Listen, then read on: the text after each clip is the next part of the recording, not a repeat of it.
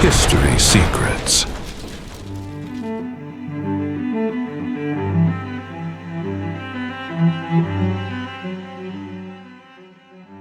L'histoire moderne de la puissance militaire américaine porte une cicatrice profonde. Une cicatrice qui a façonné la manière dont les États-Unis ont commencé à faire la guerre. Cette cicatrice s'appelle le Vietnam. Pendant des années, la guerre du Vietnam a été présentée comme une bataille nécessaire contre l'avancée du communisme. Une guerre menée pour protéger la liberté en Asie du Sud-Est. Mais la réalité a révélé quelque chose de bien plus complexe. Entre 1965 et 1973, les États-Unis ont envoyé des millions de soldats au Vietnam. Au plus fort de la guerre, environ 500 000 militaires américains étaient présents dans le pays. Le coût humain a été dévastateur. 58 000 soldats américains sont morts. Plus de 300 000 sont revenus blessés ou durablement traumatisés. De l'autre côté, la destruction a été encore plus grande. Au moins 3 millions de Vietnamiens sont morts durant le conflit. 2 millions étaient des civils. Des hommes, des femmes et des enfants. Mais le problème central de la guerre n'était pas seulement le nombre de morts. C'était la nature même du conflit. Les États-Unis sont entrés au Vietnam avec une doctrine militaire traditionnelle. Force massive, technologie supérieure et mobilisation à grande échelle. Cette stratégie fonctionnait bien contre des armées conventionnelles. Mais au Vietnam, l'ennemi était différent. Les combattants vietnamiens ne combattaient pas sur des lignes de front clairement définies. Ils disparaissaient dans la jungle et réapparaissaient de manière imprévisible. Souvent, ils surgissaient simplement du sous-sol. Un vaste réseau de tunnels souterrains traversait le territoire vietnamien. Ces tunnels permettaient des attaques rapides et des disparitions immédiates. Pour les soldats américains, il semblait que l'ennemi surgissait de nulle part et disparaissait ensuite à nouveau. Cette guerre a également introduit un autre élément explosif. Pour la première fois, des journalistes étaient présents sur le champ de bataille presque en permanence. Ils photographiaient, ils filmaient, ils rapportaient tout. Et ce que le public américain a commencé à voir n'était pas de l'héroïsme militaire. C'était le chaos. Un épisode est devenu le symbole de cette crise morale. Le massacre de Ma Lai. Des soldats américains sont entrés dans un village vietnamien et ont exécuté des centaines de civils. Des hommes, des femmes et des enfants ont été tués. Environ 300 à 400 personnes sont mortes ce jour-là. Mais ce qui a encore plus choqué, c'est la révélation que des épisodes similaires se produisaient fréquemment. Lorsque ces histoires sont parvenues au public américain, la réaction a été immédiate. Des protestations ont éclaté dans les universités. Des millions de personnes ont manifesté contre la guerre. Pour de nombreux jeunes Américains, cette guerre n'avait tout simplement aucun sens. Ils étaient enrôlés pour combattre dans un pays lointain et loin, sans comprendre exactement pourquoi, et avec de fortes chances de mourir. Au sein des forces armées, cependant, la perception était différente. De nombreux généraux pensaient que les militaires combattaient correctement. Selon eux, le véritable problème ne se trouvait pas sur le champ de bataille. Il se trouvait chez eux, dans la politique, dans la presse, et dans la démocratie américaine elle-même. Cette tension a explosé en 1971. Cette année-là, un document secret a été divulgué à la presse. Il est devenu connu sous le nom de Pentagon Papers. Le rapport avait été élaboré par des analystes militaires américains. Son objectif était d'étudier toute l'histoire de la guerre du Vietnam. Ce que le document a révélé a été dévastateur. D'abord, il a montré que plusieurs présidents américains successifs avaient étendu la guerre en secret. Eisenhower, Kennedy, Johnson. Tous avaient accru l'implication militaire sans informer pleinement le public. Mais la deuxième révélation a été encore plus choquante. Les dirigeants américains eux-mêmes savaient que la guerre était probablement impossible à gagner. La raison était simple. L'ennemi possédait des avantages que la technologie ne pouvait pas neutraliser. Les combattants vietnamiens maîtrisaient le terrain, contrôlaient des réseaux souterrains complexes et opéraient avec une extrême mobilité. De plus, ils se réarmaient constamment, parfois avec des armes capturées directement aux Américains eux-mêmes. Lorsque des soldats américains abandonnaient des munitions lors de retraits ou de combats chaotiques, ces armes revenaient contre eux. Mais il y avait quelque chose d'encore plus ironique. Pendant la guerre, les États-Unis ont largué plus de bombes au Vietnam que durant toute la Seconde Guerre mondiale. Pourtant, environ 20% de ces bombes n'explosaient pas. Et ces bombes non explosées finissaient par être réutilisées. Elles se transformaient en mines terrestres improvisées. Beaucoup des mines qui tuaient des soldats américains étaient fabriquées à partir de ces mêmes bombes. Une autre difficulté provenait de l'allié américain, le gouvernement du Vietnam du Sud. Ce gouvernement était souvent décrit comme profondément corrompu. Les armes envoyées par les États-Unis disparaissaient mystérieusement. Beaucoup finissaient vendus sur le marché noir. Et certaines de ces armes retournaient entre les mains des insurgés. Autrement dit, l'effort militaire américain finissait par alimenter l'ennemi lui-même. À mesure que la guerre se prolongeait, la situation devenait de plus en plus insoutenable. Les villages détruits suscitaient une colère croissante parmi la population locale. Les familles entières perdaient des proches. Des communautés étaient dévastées. Chaque bombe larguée créait de nouveaux ennemis. Chaque offensive amplifiait le ressentiment. Mais peut-être que la révélation la plus troublante des Pentagon Papers était une autre. Même en sachant que la guerre était pratiquement impossible à gagner, les dirigeants américains ont continué à combattre. La raison ? La crédibilité. Se retirer du Vietnam pouvait signifier quelque chose d'inacceptable pour une superpuissance. Perdre du prestige. Admettre une défaite face à une armée composée en grande partie de paysans. Dans la logique de la guerre froide, cela aurait eu des conséquences géopolitiques gigantesques.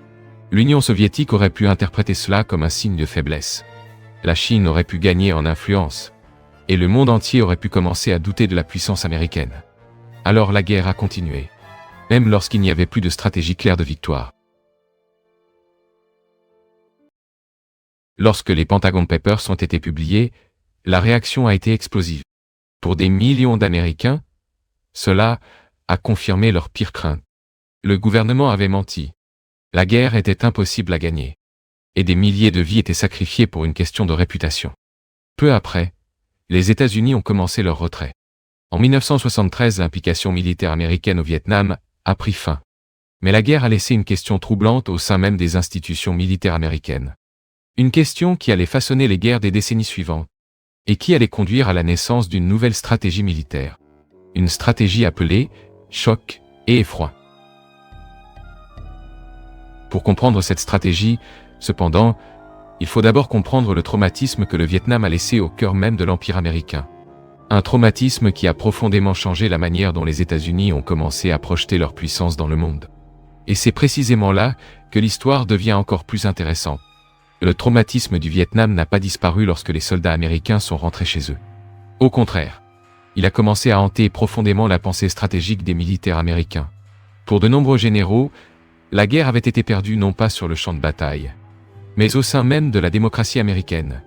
Selon eux, les protestations populaires, la pression politique et les critiques de la presse avaient affaibli l'effort de guerre.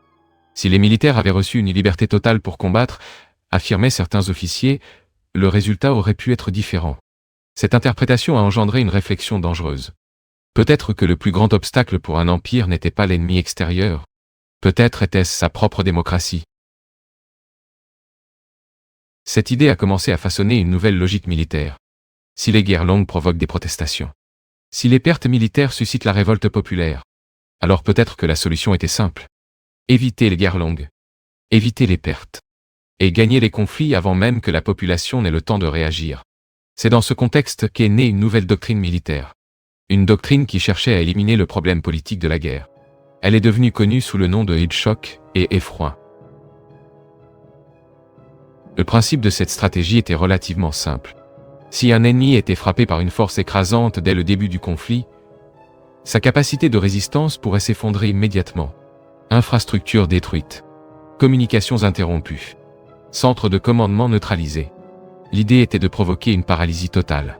Une sorte d'effondrement psychologique. Non seulement dans l'armée ennemie, mais dans tout le pays. L'objectif n'était pas seulement de vaincre militairement. C'était de provoquer un état de désorientation totale. D'où le nom. Choc et effroi. Mais il y avait aussi une logique politique derrière cette stratégie. Les guerres rapides produisent moins d'images, moins de reportages, moins de protestations. Si une campagne militaire dure quelques semaines, l'opinion publique a à peine le temps de réagir. C'était l'une des grandes leçons tirées du Vietnam. La guerre ne pouvait plus devenir un spectacle prolongé devant les caméras. Elle devait être rapide, violente et décisive. Au cours des décennies suivantes, cette doctrine a commencé à influencer profondément les opérations militaires américaines. L'un des exemples les plus connus a été l'invasion de l'Irak en 2003. Dans les premières heures de l'opération, Bagdad a été frappé par une vague massive de bombardements. Missiles de précision, frappes aériennes coordonnées, infrastructures militaires détruites en succession. Pour de nombreux observateurs, cette offensive semblait presque cinématographique. Des explosions simultanées illuminant le ciel de la capitale irakienne. Une démonstration brutale de puissance technologique. Du point de vue strictement militaire, la stratégie a fonctionné. Le régime de Saddam Hussein s'est effondré rapidement. Le gouvernement a été renversé en quelques semaines. Mais cela a soulevé une autre question. Une question que de nombreux analystes ont commencé à discuter. La stratégie de choc et effroi a été conçue pour renverser des gouvernements, mais pas nécessairement pour stabiliser des pays. Et ce détail allait devenir crucial. Après la chute de Saddam Hussein, l'Irak est entré dans une période de chaos. Des infrastructures essentielles avaient été détruites. Réseaux électriques, systèmes d'eau, installations administratives. De plus, des décisions politiques prises immédiatement après l'invasion ont aggravé encore davantage la situation. L'une des premières mesures adoptées a été de dissoudre complètement l'armée irakienne. Des centaines de milliers de soldats se sont retrouvés soudainement sans emploi. Une autre décision a été d'écarter les fonctionnaires liés à l'ancien régime. Fonctionnaires publics, administrateurs, policiers. En quelques semaines, une grande partie de la structure administrative du pays avait disparu. Le résultat a été prévisible. L'État s'est effondré. Ce type de scénario a conduit certains analystes à formuler une hypothèse controversée. Peut-être que l'objectif réel de ces campagnes n'était pas de reconstruire des pays, mais d'empêcher l'émergence de nouvelles puissances régionales. Si un pays était politiquement détruit, fragmenté, incapable de se réorganiser, il cesserait de représenter une menace géopolitique. Cette interprétation reste fortement débattue, mais elle apparaît fréquemment dans les analyses critiques de la stratégie américaine au Moyen-Orient.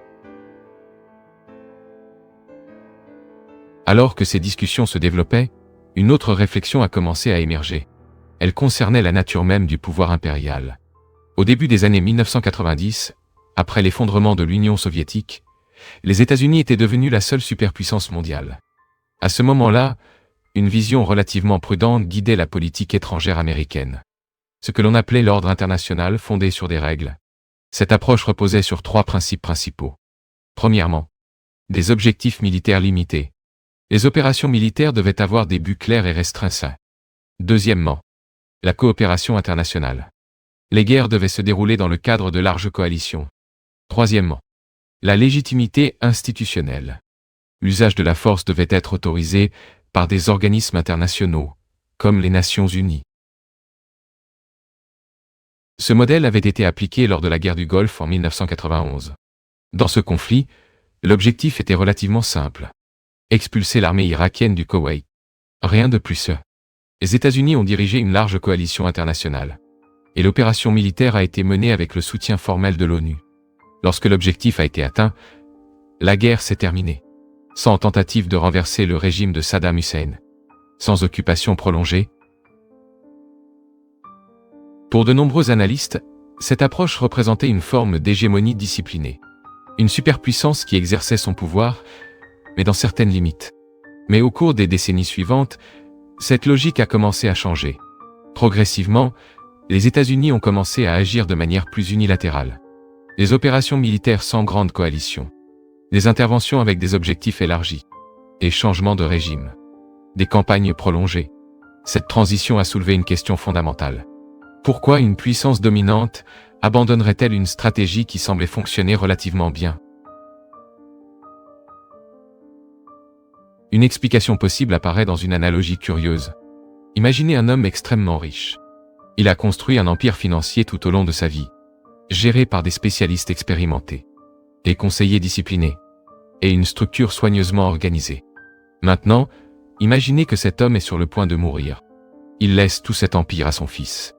Le fils hérite de la richesse, du pouvoir et de l'influence, mais aussi des règles, des conseillers, des limites, de la discipline. La question se pose alors. Combien de temps faudra-t-il avant que le nouvel héritier commence à ignorer ces règles ? Avant qu'il ne renvoie les conseillers ? Avant qu'il ne commence à prendre des décisions impulsives ? Cette analogie suggère quelque chose de provocateur. Peut-être que le comportement des grandes puissances n'est pas seulement stratégique. Peut-être est-il aussi psychologique. Lorsqu'un pays devient extraordinairement puissant, un sentiment d'invulnérabilité peut émerger. Une croyance que personne ne peut réellement le défier. Cette perception peut engendrer quelque chose de dangereux. Une arrogance stratégique. Selon certaines analyses critiques, 3 problèmes ont commencé à apparaître dans la politique militaire américaine. Le premier est l'excès d'engagement. Des bases militaires réparties dans le monde entier.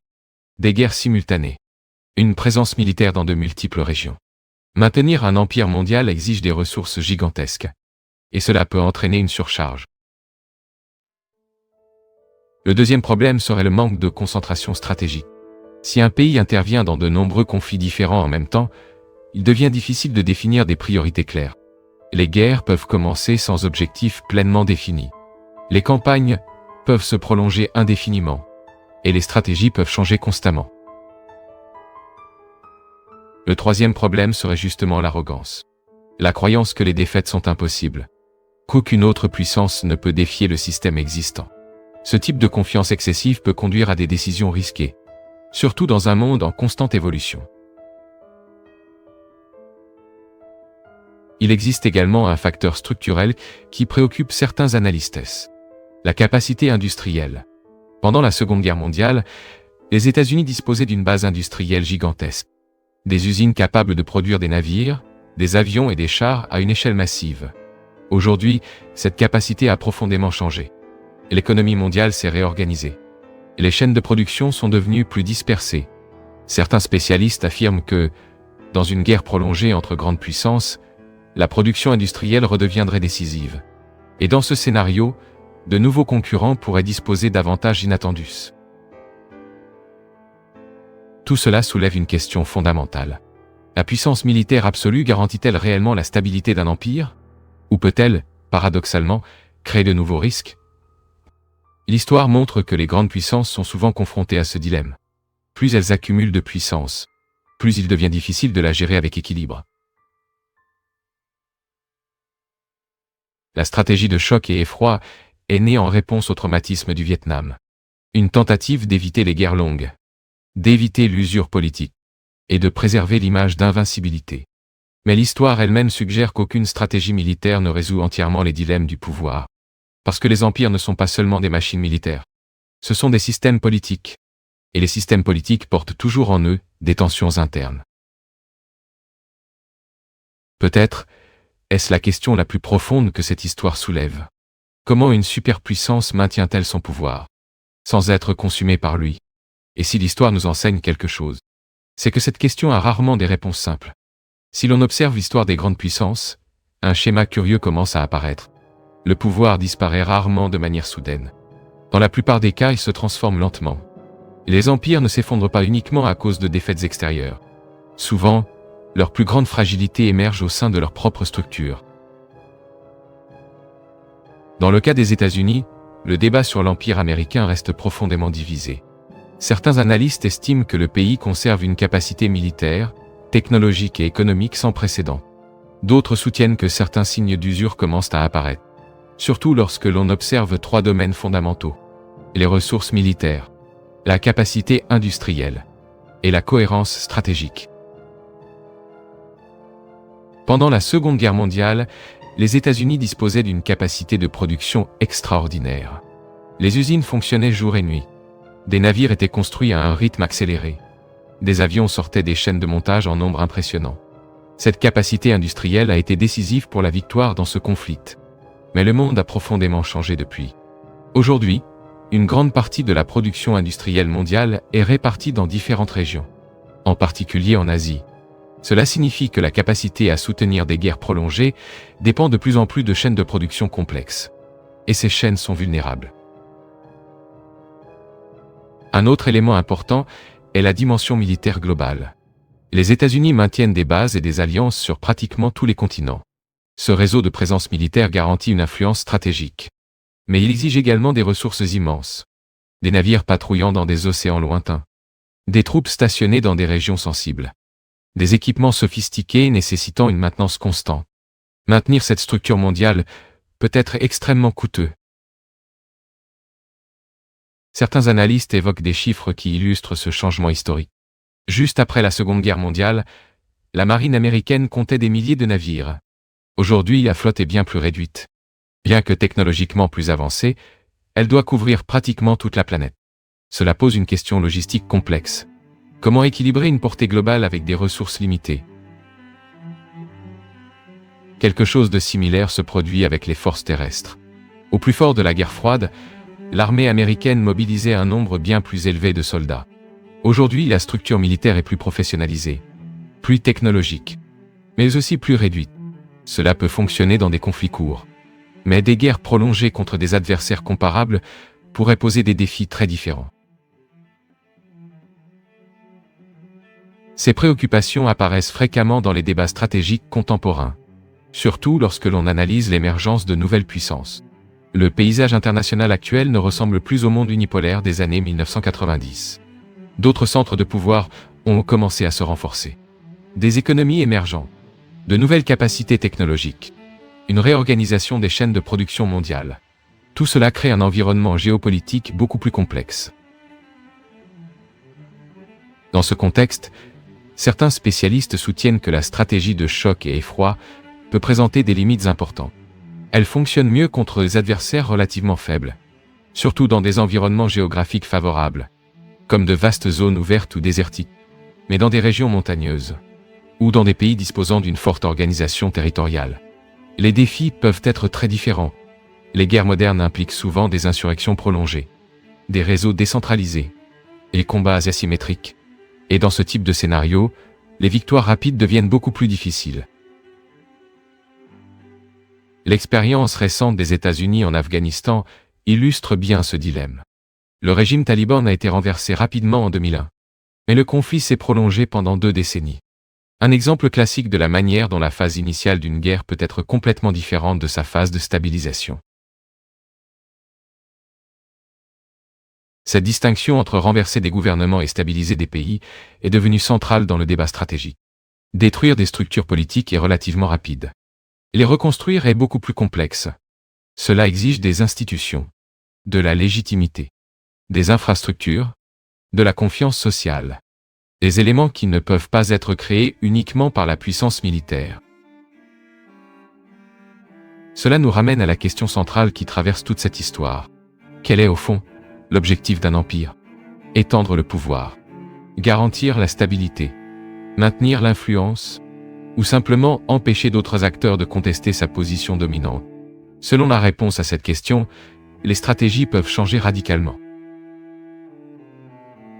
Certains analystes suggèrent que, au cours des dernières décennies, la politique étrangère américaine a oscillé entre différentes visions stratégiques. À certains moments, l'idée d'un ordre international coopératif a prédominé. À d'autres, une logique plus unilatérale s'est imposée. Ces changements reflètent des débats internes intenses au sein même de la société américaine. Entre diplomates, militaires, responsables politiques et universitaires. Et c'est précisément à ce point que la question de l'arrogance stratégique réapparaît. Non pas nécessairement comme une critique morale, mais comme un risque structurel. Lorsqu'une puissance domine le système international pendant une longue période, un sentiment d'inévitabilité peut émerger. L'idée que sa position est permanente, qu'aucune transformation significative ne surviendra. Mais l'histoire suit rarement ce scénario. Au fil des siècles, de nombreux empires ont cru avoir atteint une position définitive. L'Empire romain, l'Empire britannique, d'autres grandes puissances qui semblaient invincibles à certains moments. Et pourtant, toutes ont connu des transformations inattendues. Des changements technologiques, des changements économiques, des changements sociaux, des changements géopolitiques. Cela ne signifie pas nécessairement qu'un empire est sur le point de disparaître, mais cela signifie que le pouvoir international est toujours dynamique, toujours soumis à de nouvelles forces, de nouvelles alliances, de nouveaux défis. Peut-être est-ce là la véritable leçon qui émerge de toute cette histoire. La guerre du Vietnam, la stratégie de choc et effroi, les guerres au Moyen-Orient, les transformations de l'ordre international. Tout cela révèle quelque chose de fondamental. La puissance militaire, à elle seule, ne résout jamais complètement les dilemmes du pouvoir politique. Car au final, les empires ne sont pas seulement des constructions militaires. Ce sont des systèmes complexes. Des systèmes qui dépendent de la légitimité, des alliances, des ressources économiques, de la stabilité interne, et de quelque chose d'encore plus difficile à mesurer, la sagesse stratégique. Si cette sagesse est présente, le pouvoir peut être géré avec équilibre. Mais si elle disparaît, même les plus grands empires peuvent faire face à des défis inattendus. Et c'est peut-être précisément pour cette raison que l'histoire continue d'être si importante. Elle nous rappelle constamment quelque chose d'essentiel. Aucun pouvoir n'est absolu. Et aucun empire n'est complètement à l'abri de ses propres choix. La question qui reste ouverte est simple. Comment les grandes puissances apprendront-elles des erreurs du passé? Et quel type d'ordre mondial émergera des décisions qui sont prises aujourd'hui? Lorsque l'on observe le comportement des grandes puissances à travers l'histoire, on constate que la plus grande menace ne provient presque jamais d'un seul événement. Elle provient de schémas, de décisions accumulées sur des décennies, de changements graduels dans la manière dont le pouvoir est exercé. Et dans le cas des États-Unis, de nombreux analystes soutiennent que la transition entre deux visions de l'Empire révèle précisément ce type de schéma. La première vision est apparue immédiatement après la fin de la guerre froide. En 1991, l'Union soviétique s'était effondrée. Pour la première fois depuis des décennies, les États-Unis se retrouvaient seuls au sommet de la hiérarchie mondiale. C'était le moment unipolaire, une seule superpuissance, sans rivaux équivalents. Dans ce contexte, l'idée d'un nouvel ordre international a émergé. Un ordre fondé sur des règles, des institutions multilatérales et la coopération entre les nations. Dans cette vision, le pouvoir américain devait être exercé avec modération, avec des objectifs stratégiques limités, et, autant que possible, avec un soutien international. La guerre du Golfe de 1991 est devenue un exemple emblématique de ce modèle. Lorsque l'Irak a envahi le Koweït, les États-Unis ont dirigé une large coalition internationale. Des dizaines de pays ont participé à l'opération, et l'usage de la force a été autorisé par les Nations Unies. L'objectif militaire était également extrêmement spécifique. Retirer les forces irakiennes du Koweït. Rien de plus. Il n'y avait pas d'intention d'occuper l'Irak, ni de renverser Saddam Hussein à ce moment-là. Lorsque la mission a été accomplie, les opérations militaires ont été arrêtées. Cette approche semblait représenter une forme disciplinée d'hégémonie. Une puissance dominante qui exerçait son leadership, mais dans des limites institutionnelles. Mais cette logique a commencé à évoluer progressivement. Surtout après les attentats du 11 septembre 2001. Le monde est entré dans une nouvelle phase de conflit. La guerre contre le terrorisme. Et dans ce nouveau contexte, les stratégies militaires américaines ont connu de profondes transformations. Des opérations préventives, des changements de régime, des interventions unilatérales, et campagnes militaires sans autorisation formelle d'organisations internationales. Le concept de choc et effroi est devenu un élément central de ce nouveau modèle. La logique semblait simple. Si une superpuissance dispose d'une capacité militaire écrasante, pourquoi ne pas l'utiliser pour remodeler des régions entières? Si un régime est considéré comme hostile, pourquoi attendre qu'il devienne une menace plus importante? Cette manière de penser a gagné en influence dans certains cercles stratégiques. Mais elle a également suscité une controverse considérable. De nombreux analystes ont commencé à se demander si cette approche ne créait pas de nouveaux problèmes. Les guerres préventives peuvent générer une instabilité régionale. Les changements brusques de régime peuvent déclencher des conflits internes. Et les interventions prolongées peuvent épuiser les ressources politiques et économiques. Ces débats se sont intensifiés après les guerres en Irak et en Afghanistan. En même temps, une autre transformation silencieuse se produisait sur la scène mondiale. L'émergence de nouvelles puissances, en particulier en Asie. Des économies émergentes ont commencé à étendre leur influence commerciale, technologique et militaire. Ce processus a progressivement modifié l'équilibre du pouvoir international. Le monde unipolaire des années 1990 a commencé à céder la place à un système plus multipolaire. Dans ce nouvel environnement, les stratégies fondées uniquement sur la supériorité militaire peuvent rencontrer des limites inattendues. Les guerres modernes sont rarement décidées uniquement par des batailles. Elles impliquent l'économie, la technologie, la diplomatie, l'information, les chaînes de production mondiales et des alliances internationales complexes. Cela signifie que la notion traditionnelle de victoire a également commencé à évoluer. Dans le passé, Les guerres se terminaient souvent par des redditions claires, des capitales occupées, des traités formels. Aujourd'hui, de nombreux conflits n'ont tout simplement pas de point final défini. Ils se transforment, changent de forme, passent de guerres conventionnelles à des insurrections, ou à des rivalités géopolitiques prolongées. Face à ce contexte, la question de l'arrogance stratégique redevient pertinente, non pas nécessairement comme une accusation, mais comme un avertissement historique. Les grandes puissances croient souvent que leur position est permanente, que leur supériorité technologique leur garantira un avantage durable, que leurs systèmes politiques sont plus résilients que ceux de leurs rivaux. Mais l'histoire confirme rarement ces certitudes. Les empires émergent, s'étendent, et finissent par faire face à des défis inattendus, parfois venant d'adversaires extérieurs, parfois provoqués par des tensions internes, ou par des transformations économiques profondes. Cela ne signifie pas que la puissance américaine soit nécessairement en déclin. De nombreux experts soutiennent exactement le contraire. Les États-Unis restent une puissance extraordinairement influente. Leur économie demeure l'une des plus importantes du monde. Leur capacité technologique est impressionnante, et leur réseau mondial d'alliances reste l'un des plus vastes jamais observés dans l'histoire. Mais même les superpuissances doivent faire face à des dilemmes stratégiques. Comment équilibrer le leadership mondial et la stabilité interne? Comment utiliser la puissance militaire sans générer des conflits interminables? Comment maintenir des alliances sans provoquer des rivalités inutiles? Ce sont des questions auxquelles toutes les grandes puissances sont confrontées à un moment donné. L'histoire de la guerre du Vietnam. La création de la stratégie de choc et effroi. Et les guerres au Moyen-Orient révèlent précisément ce processus d'apprentissage. Un apprentissage souvent douloureux, fait d'erreurs, d'ajustements et de révisions stratégiques. Peut-être que la leçon la plus importante est la suivante. Le pouvoir absolu ne supprime pas la nécessité de prudence. Au contraire, plus la puissance d'une nation est grande, plus la responsabilité de la gérer avec soin est importante. Car chaque décision stratégique peut résonner pendant des décennies, en influençant non seulement un pays, mais l'ensemble du système international. Et ainsi, la question qui résonne tout au long de cette histoire reste ouverte. Comment les grandes puissances peuvent-elles exercer le pouvoir, sans en devenir prisonnières?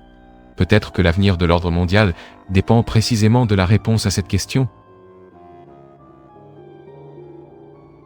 Car au final, les empires ne sont pas définis uniquement par leur force, mais par la manière dont ils choisissent de l'utiliser. Au fil de l'histoire, chaque grande puissance a développé sa propre manière de justifier l'existence de son empire. Rome parlait de civilisation et d'ordre. L'Empire britannique parlait de commerce, de progrès et d'expansion maritime.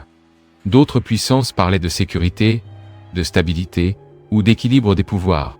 À chaque époque, le discours change. Mais la question fondamentale reste la même. Pourquoi une puissance décide-t-elle de projeter son pouvoir au-delà de ses propres frontières? Dans le cas des États-Unis, différentes réponses ont émergé au fil du temps. Pendant la guerre froide, la justification centrale était la lutte contre le communisme. L'expansion soviétique était perçue comme une menace globale. Contenir cette expansion est devenu l'un des piliers de la politique étrangère américaine. Ce contexte a contribué à expliquer des interventions militaires dans plusieurs régions du monde. De l'Asie au Moyen-Orient, de l'Amérique latine à l'Europe.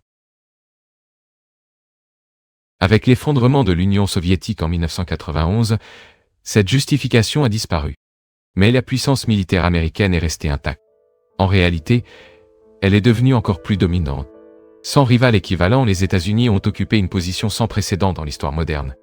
La seule superpuissance mondiale. C'est dans ce contexte qu'est née l'idée d'un ordre international fondé sur des règles. La proposition était relativement claire. Les États-Unis exerceraient un leadership mondial, mais à l'intérieur d'institutions internationales, d'organisations multilatérales et d'alliances stratégiques. Cette approche cherchait à créer une apparence d'équilibre, même au sein d'un système dominé par une seule puissance.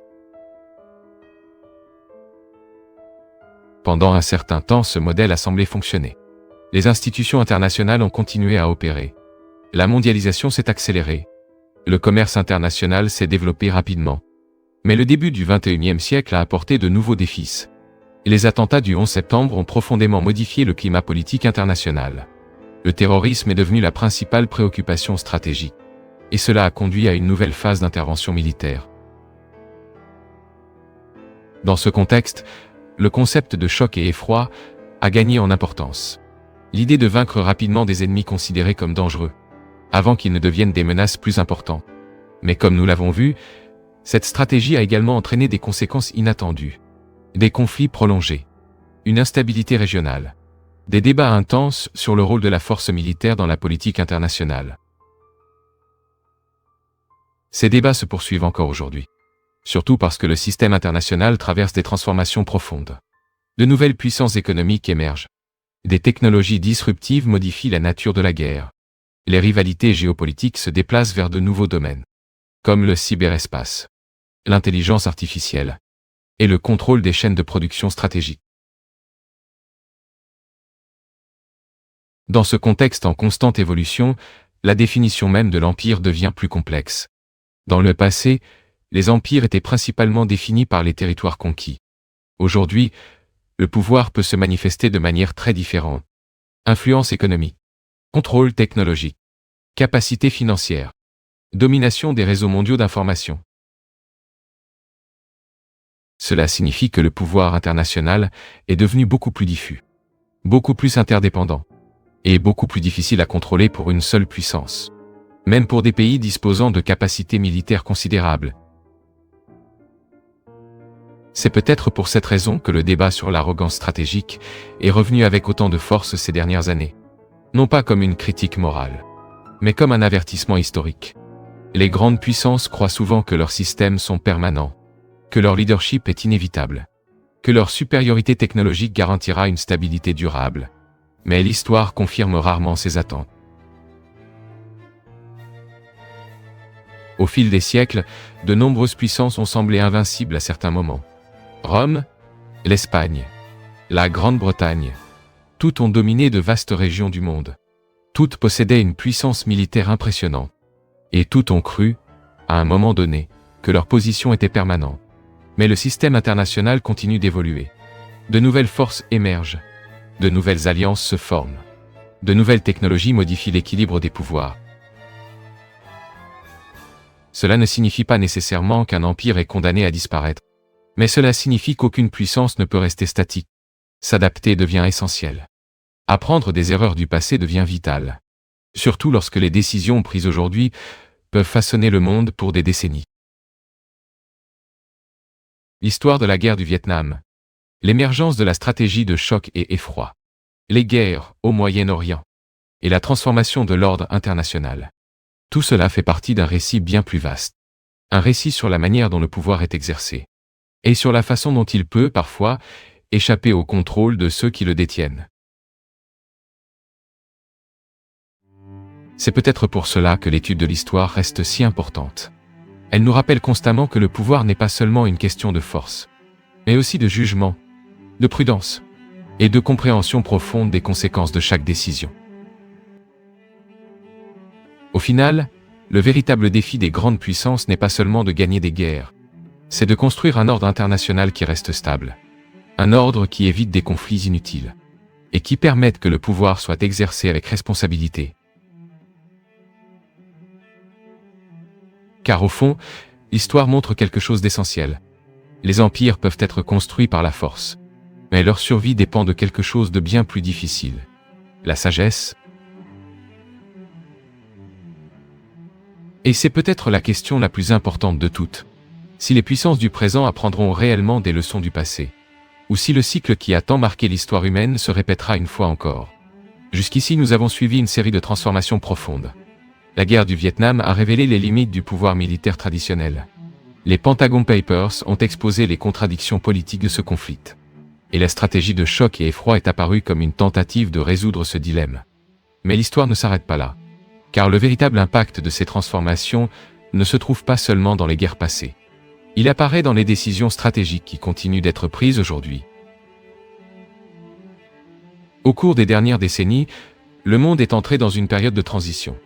Dans les années 1990, de nombreux analystes pensaient que l'ordre international s'était stabilisé. L'Union soviétique avait disparu. La mondialisation avançait rapidement. Et les États-Unis semblaient occuper une position dominante incontestée. Certains ont même affirmé que ce moment représentait la fin des grandes rivalités géopolitiques. Mais l'histoire suit rarement des trajectoires aussi simples. Peu à peu, de nouvelles forces ont commencé à modifier l'équilibre mondial. Les économies émergentes ont connu une croissance rapide. Les technologies numériques ont transformé les systèmes de production. Les chaînes d'approvisionnement sont devenues mondiales. Et de nouvelles puissances ont commencé à rivaliser pour l'influence dans différentes régions du monde. Ces changements ont créé un paysage bien plus complexe que celui imaginé au début des années 1990. Aujourd'hui, la compétition internationale se déroule à plusieurs niveaux. Militaire, technologique, financier, industriel et même informationnel. Dans de nombreux cas, les batailles décisives ne se déroulent plus sur des champs de guerre traditionnels. Elles se déroulent dans des réseaux de données, des laboratoires de recherche, des marchés mondiaux et des systèmes logistiques qui relient des continents entiers. Dans ce nouvel environnement, les stratégies militaires classiques rencontrent des défis inattendus. Une campagne de choc et effroi peut renverser un gouvernement en quelques jours. Mais elle ne résout pas les rivalités technologiques. Elle ne contrôle pas les chaînes industrielles. Et elle ne garantit pas une influence économique à long terme. C'est pourquoi de nombreux stratèges ont commencé à élargir la notion de pouvoir. Il ne suffit pas de posséder des armes avancées. Il faut aussi dominer des secteurs stratégiques. Les semi-conducteurs, l'intelligence artificielle, les infrastructures numériques, l'énergie. Ces éléments sont devenus de plus en plus centraux dans les rivalités mondiales. Cette transformation a également modifié la manière dont les guerres peuvent émerger. Dans le passé, les conflits commençaient souvent par des invasions militaires claires. Aujourd'hui, les rivalités peuvent débuter de manière beaucoup plus ambiguë. Des attaques cybernétiques, des sanctions économiques, des pressions commerciales, des campagnes de désinformation. Tout cela peut faire partie de confrontations stratégiques modernes. Dans ce contexte, l'idée même d'empire doit être repensée. Les empires du passé étaient définis par des territoires directement contrôlés. Aujourd'hui, le pouvoir s'exprime souvent à travers des réseaux d'influence. L'accès au marché, le contrôle technologique, les partenariats stratégiques. Cette nouvelle configuration rend le système international plus interdépendant, mais aussi plus imprévisible. Et c'est précisément à ce point que l'histoire de l'arrogance stratégique redevient pertinente. Lorsqu'une puissance croit que sa position est permanente, elle peut sous-estimer des transformations structurelles, des transformations économiques, des transformations technologiques, des transformations démographiques, des transformations politiques. Ces changements se produisent généralement lentement, mais leurs effets peuvent être profonds. L'histoire regorge d'exemples de ce type de processus. Des empires qui semblaient solides pendant des décennies, mais qui, progressivement, ont commencé à faire face à des pressions croissantes. Certaines de ces pressions venaient de l'extérieur. D'autres apparaissaient au sein même de leur société. Aucun système de pouvoir ne reste immobile. Tous évoluent. Tous rencontrent des défis. Peut-être que la leçon la plus importante de cette longue trajectoire est justement celle-ci. Le pouvoir international n'est pas une condition permanente.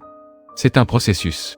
Un processus qui exige une adaptation constante, une stratégie réfléchie et une compréhension profonde des transformations en cours. La guerre du Vietnam a appris aux États-Unis que même une superpuissance peut rencontrer des limites inattendues. La stratégie de choc et effroi a tenté de répondre à ce défi. Mais elle a également révélé de nouveaux dilemmes. Des dilemmes liés à la stabilité, à la légitimité et aux conséquences d'interventions militaires rapides. Aujourd'hui, le monde entre dans une nouvelle phase. Une phase marquée par la compétition entre grandes puissances, les rivalités technologiques et la réorganisation de l'ordre international. Dans ce nouveau contexte, les leçons du passé deviennent encore plus importantes, car chaque décision prise aujourd'hui peut façonner le système mondial pour les décennies à venir. Peut-être est-ce pour cela que l'étude de l'histoire reste si essentielle.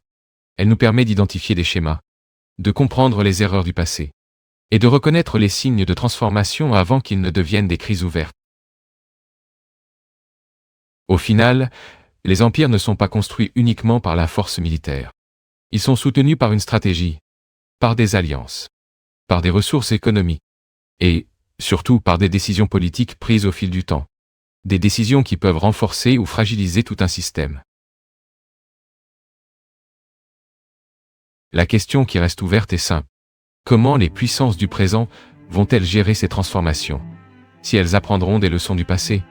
Ou si de nouveaux cycles de rivalité et de conflits émergeront? La réponse est encore en train de s'écrire. Dans les événements qui se déroulent maintenant. Dans des décisions que nous ne comprendrons peut-être pleinement que dans de nombreuses années. Car au fond, l'histoire n'est jamais vraiment terminée. Elle continue de s'écrire. Chaque jour. À mesure que le XXIe siècle avance, une nouvelle réalité commence à s'imposer sur la scène internationale. L'ère de l'hégémonie absolue semble de plus en plus lointaine. À sa place émerge un système plus complexe. Un système où plusieurs puissances influencent simultanément l'équilibre mondial. Ce processus ne se produit pas de manière brusque. Il se déroule progressivement. Année après année. Décennie après décennie. Des transformations économiques modifient le poids relatif des nations. De nouvelles technologies transforment les capacités militaires. Et les alliances politiques évoluent à mesure que les intérêts stratégiques changent. Dans ce contexte, le concept traditionnel de puissance militaire subit une transformation profonde. Pendant une grande partie du XXe siècle, la supériorité militaire était considérée comme le principal instrument d'influence globale. Des armées plus grandes. Plus de chars. Plus de navires, plus d'avions. Ces facteurs étaient souvent jugés décisifs. Aujourd'hui, cependant, la compétition stratégique implique de nombreux autres éléments. L'économie, la technologie, l'énergie et les chaînes d'approvisionnement, la capacité scientifique, le contrôle des infrastructures numériques. Tous ces facteurs sont devenus des éléments centraux dans la rivalité entre puissances. Dans de nombreux cas, ils peuvent être aussi déterminants que la puissance militaire. Cela signifie que le champ de bataille moderne s'est considérablement élargi. Il ne se limite plus aux conflits armés traditionnels. Il inclut également des domaines invisibles. Le cyberespace, les réseaux de données, les systèmes financiers internationaux, les flux commerciaux, les infrastructures énergétiques. Dans ce nouvel environnement, les lignes entre guerre et paix deviennent souvent floues. Des rivalités peuvent exister sans confrontation militaire directe. Des tensions peuvent s'accumuler sans déclaration formelle de guerre. Des stratégies peuvent être mises en œuvre de manière progressive, sans déclencher de crise immédiate, mais avec des effets à long terme. Cela rend la gestion du pouvoir encore plus complexe. Les décisions ne concernent plus seulement l'usage de la force, mais aussi le contrôle de ressources stratégiques, la protection des systèmes technologiques, la sécurisation des chaînes d'approvisionnement, et la gestion d'alliances dans un environnement en constante évolution. Dans ce contexte, la question de l'arrogance stratégique prend une nouvelle dimension. Elle ne concerne plus uniquement l'usage excessif de la force militaire, mais aussi la manière dont une puissance interprète sa propre position dans le monde. Si elle surestime sa capacité d'adaptation, si elle sous-estime la vitesse des transformations globales, ou si elle ignore les signaux de changement qui apparaissent progressivement. L'histoire montre que ces erreurs ne se produisent pas soudainement. Elles émergent lentement, à travers une série de décisions, des choix politiques, des orientations économiques, des priorités stratégiques. Chaque décision semble rationnelle à court terme, mais leurs effets cumulés peuvent modifier profondément la trajectoire d'un pays. C'est pourquoi l'analyse des grandes puissances nécessite toujours une perspective à long terme, une capacité à observer des tendances, à comprendre des dynamiques structurelles, et à anticiper des transformations qui ne sont pas encore pleinement visibles. Dans le cas des États-Unis, ce débat est particulièrement intense. Certains analystes estiment que le pays reste dans une position dominante. D'autres suggèrent que le système international devient de plus en plus équilibré, avec plusieurs centres de pouvoir émergents. Ces deux perspectives coexistent, et elles reflètent l'incertitude qui caractérise la période actuelle.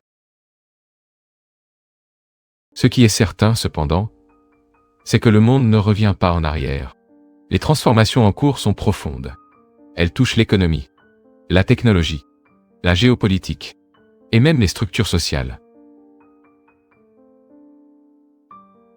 Dans ce contexte, la question centrale n'est peut-être plus de savoir qui dominera le monde, Mais comment le pouvoir sera réparti? Comment les rivalités seront gérées? Et si les grandes puissances seront capables d'éviter des conflits majeurs? Car au final, l'histoire enseigne une leçon fondamentale.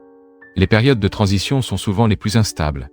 Ce sont des moments où les règles changent, où les équilibres sont redéfinis, et où les décisions prises peuvent avoir des conséquences durables. Peut-être que le véritable défi du XXIe siècle réside précisément dans cette transition. Passer d'un monde dominé par une seule superpuissance à un système plus complexe, plus multipolaire et potentiellement plus imprévisible. Dans ce nouveau paysage, la prudence stratégique devient essentielle. Comprendre les limites du pouvoir, reconnaître les transformations en cours et éviter les erreurs du passé. Ce sont des éléments qui pourraient déterminer la stabilité du futur ordre mondial. Ainsi, la question qui reste ouverte dépasse largement le cadre d'un seul pays. Elle concerne l'ensemble du système international. Comment les grandes puissances apprendront-elles à coexister? Comment elles géreront leurs rivalités? Et si elles seront capables de construire un équilibre durable? Car au fond, l'histoire ne fournit pas de réponse définitive. Elle offre des leçons, des avertissements et des exemples. Mais ce sont les décisions du présent qui détermineront le cours de l'avenir. Chaque découverte historique révèle de nouveaux indices, mais soulève aussi de nouvelles questions. Car lorsqu'il s'agit du passé, il y a toujours quelque chose que nous ne comprenons pas encore. History secret. Car certains secrets de l'histoire attendent encore d'être révélés.